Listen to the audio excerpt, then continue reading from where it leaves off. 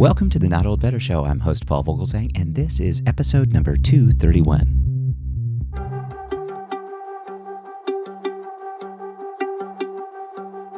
To the Not Old Better Show audience, the movie Jaws, which turned 43 in June, has one of the most iconic theme songs in film history.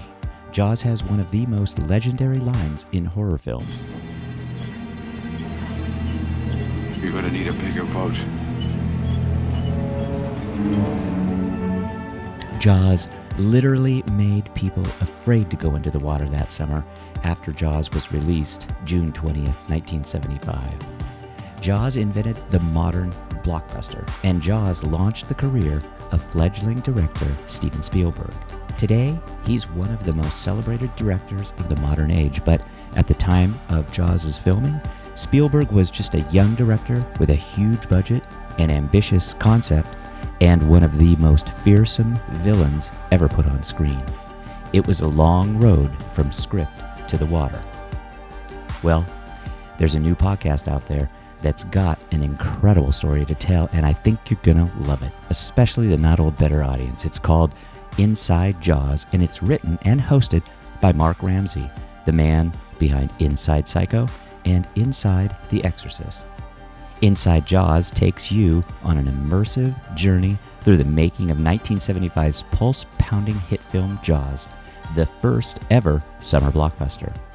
You'll follow one of the most prolific filmmakers in history, Steven Spielberg, from the making of his first 8mm Western as a young Boy Scout to the rocky production and groundbreaking release of a movie that changed the film industry forever and instills a healthy fear of the water in millions of people around the world to this day.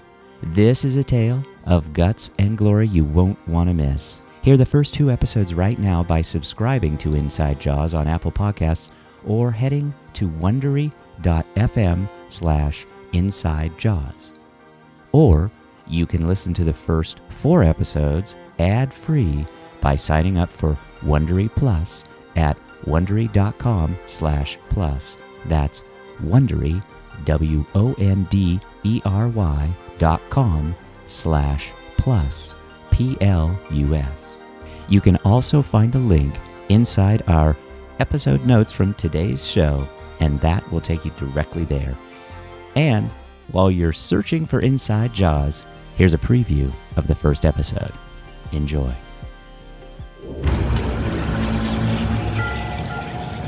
The following contains mature content. You've been warned. From Wondery, I'm Mark Ramsey, and this is part 1 of Inside Jaws.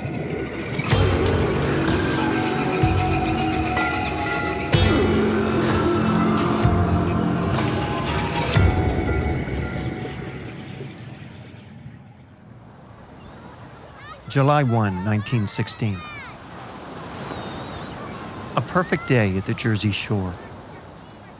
Charles Van Zandt was in the mood for a swim.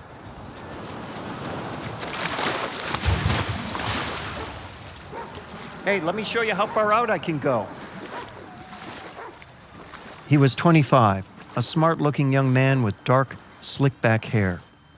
Charles was a stockbroker from a prominent Philadelphia family, and this was his first swim of the summer season. As he paddled out, he could see the fine young women with their petticoats and parasols. They were watching from the shore. That cheer, that was for him. A few others were in the water too, but he passed them now. He was all alone. A man and his ocean and his dog. He paused, just to listen. And he turned on his back and floated.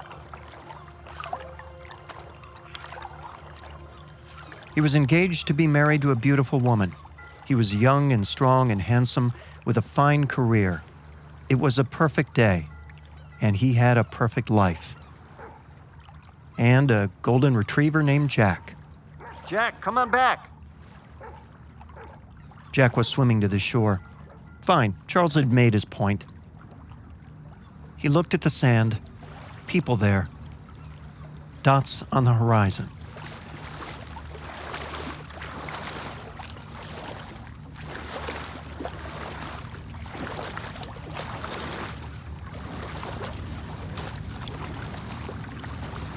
Ahead, the Ingleside Hotel, a grand and glorious gem on the water. There you could find sophisticated ladies and gentlemen who journeyed from New York City and Philadelphia every summer. The cities emptied, and they came.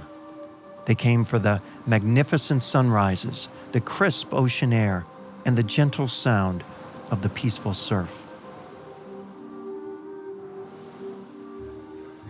In the lobby that morning, local fishermen gathered. Where were the fish? They grumbled. The catch is awful. It was as if the fish were frightened of something.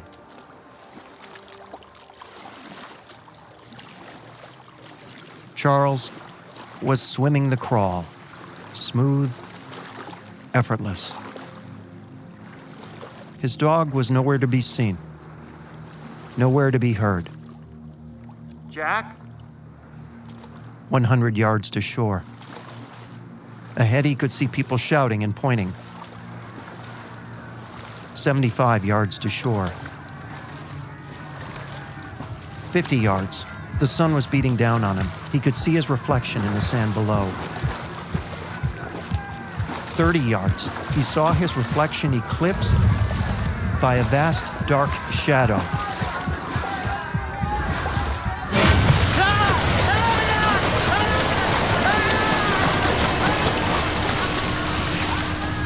The water was suddenly warm from the spreading pool of his own blood.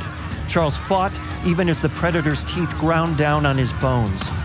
He could touch the sand. He was almost out of the surf. Grab his hands. Help me here. Time was standing still. Charles reached out for help. That's when the thing let go. Oh! Oh! The monster had him again, this time by the thigh. The surf was receding. The fish was now on the sand, and he was holding fast to what was left of Charles Van Sant. The creature's mouth was moving. He was trying to swallow the man whole. Whole!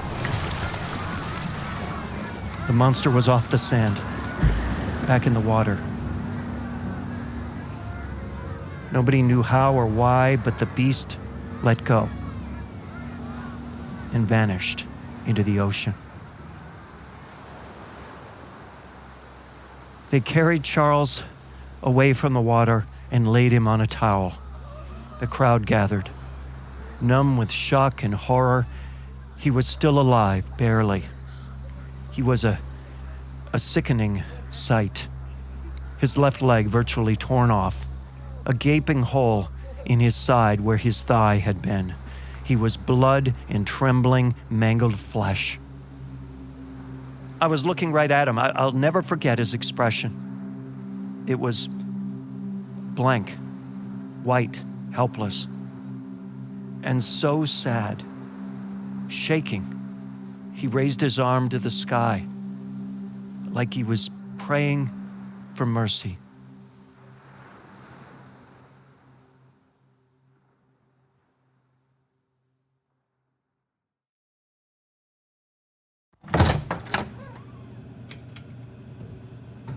"1981, Phoenix, Arizona.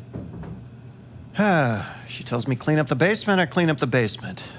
Where to begin? Hey, I hope that wasn't a mouse.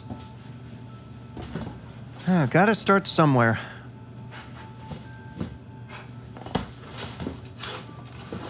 It was in a dark corner.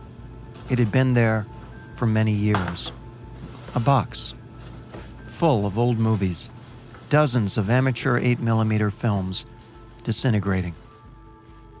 The box's owner had long since moved away, and so the box was shipped to Los Angeles, where two 15-year-old boys who made their own 8mm films worked day and night to repair them for weeks. The boys were overwhelmed by what they saw. Reel after reel, movies like their own but much older. So many, so rich, so ambitious, and some featuring elaborate special effects. How do you do that? Dude, I have no idea. For their work, they were paid $250. They would have done it for nothing. That's it. I think we're done.